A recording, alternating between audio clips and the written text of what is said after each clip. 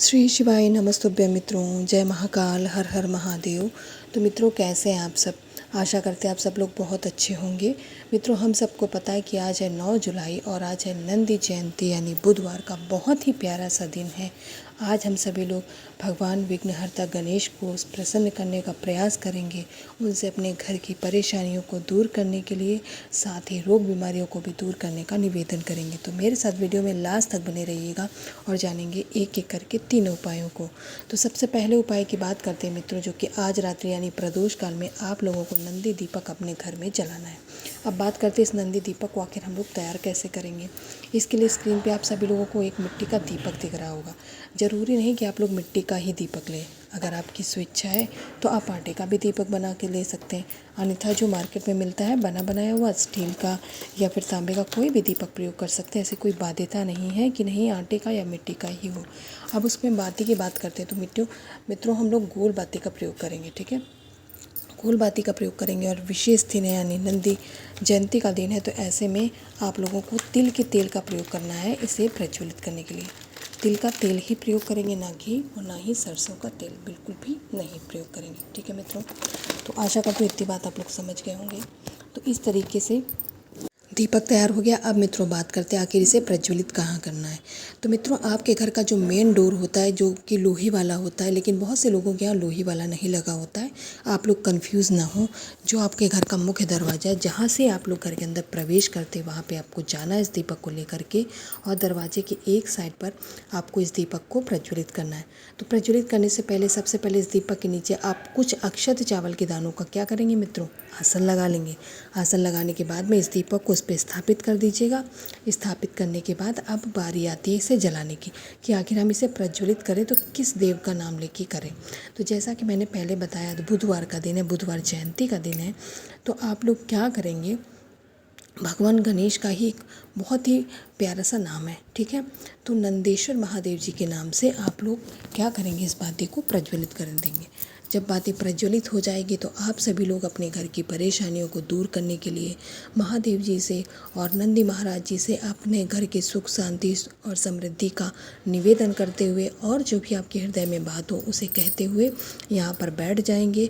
और जब अपनी मन की बात आप लोग कह चुके हों तो एक चुटकी किसी भी अनाज का दाना, ज़रूरी नहीं है कि हम चावल ही वापस डालें, ठीक है, किसी भी अनाज का आपको एक चुटकी दाना इस जलते हुए दीपक के अंदर डाल देना है। और जब तक यह दीपक बुझे नहीं तब तक आप यहाँ से मत जाइएगा। जब दीपक की बाती पूरी तरह जल के बुझ जाए आप इस दीपक को उठा करके एक साइड पे रख देंगे। अगर मिट्टी का है तो दोबारा प्रयोग में आ जाएगा। अगर आपने आटे का बनाया तो या तो ठंडा होने के बाद गौ माता को खिला दीजिए, अन्यथा किसी पेड़ के नीचे रख दीजिए। तो इस तरीके से आप सभी लोग आज रात्रि में दीपक को जलाएंगे। अब दूसरे के उपाय की बात कर लेते हैं मित्रों, जो कि है रोग बीमारियों को दूर करने वाला उपाय। रोग बीमारी की जब भी बात आती है तो महादेव जी के एक नाम होता है जो कि है, आप सभी लोगों को बहुत अच्छे से पता है। ठीक है, आप लोग कुंदकेश्वर महादेव जी के नाम से इस उपाय को करेंगे। इसके लिए आप लोगों को लेना है एक बेलपत्र जो कहीं से कटी पक्की और खंडित बिल्कुल भी नहीं होनी चाहिए। बुधवार का दिन है तो हरी मूंग लेना बनता है, क्योंकि आप सब लोग जानते हैं जिस तरीके से महादेव जी को बेलपत्र बहुत प्रिय है, उसी तरीके से भगवान गणेश को हरे मूंग के दाने बहुत प्रिय हैं।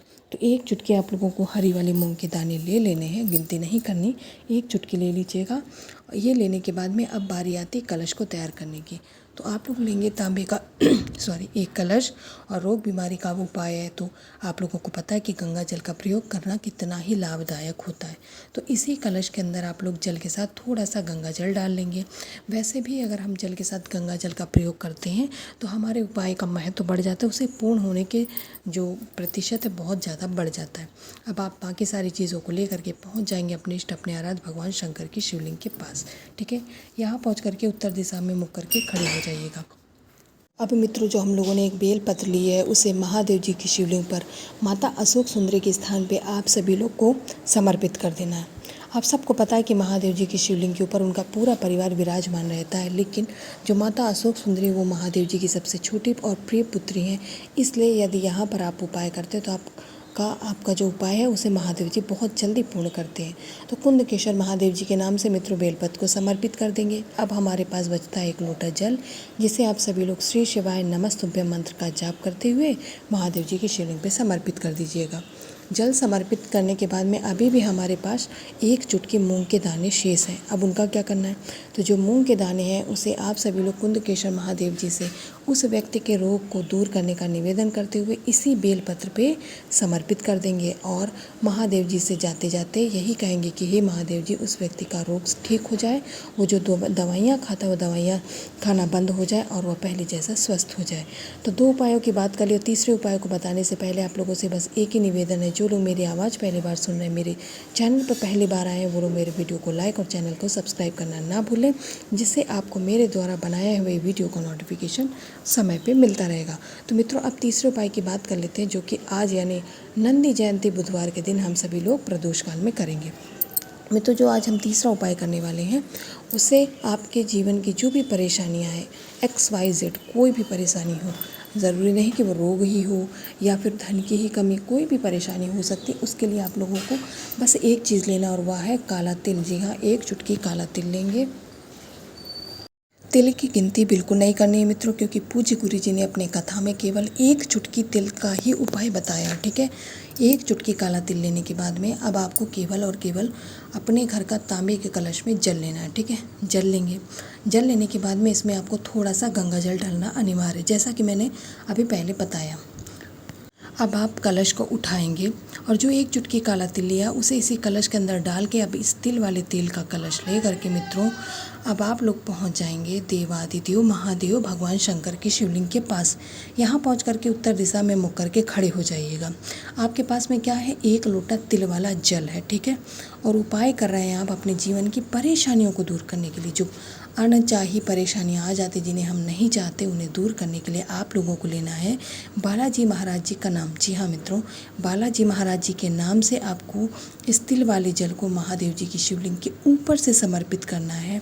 और जब तक आप इस जल को समर्पित करेंगे, आपके जीवन में जो भी परेशानियां आ गई हैं, जिन्हें आप दूर करने के लिए प्रयास कर रहे हैं, उनका आपको बालाजी महाराज जी से दूर करने का निवेदन करना है और धीरे धीरे उस जल को महादेव जी की शिवलिंग पर समर्पित कर दीजिएगा। जाते जाते एक बार फिर से आप बालाजी महाराज जी से यही निवेदन करेंगे कि हे बालाजी महाराज, मेरे जीवन में ये कष्ट आ गए हैं जिन्हें मैं दूर करने के लिए प्रयास कर रही हूँ, कृपया आप ऐसा आशीर्वाद प्रदान करें, ऐसे मुझ पर कृपा करें कि यह परेशानियाँ आपके जीवन से छूमंतर हो जाए। तो इस तरीके से आप इस नंदी जयंती के दिन तीनों उपायों को करेंगे और मैं आशा करती हूँ आप लोग समझ गए होंगे। आज रात्रि यानी प्रदोष काल में आप सभी लोग अपने घर पे नंदी दीपक ज़रूर जलाइएगा।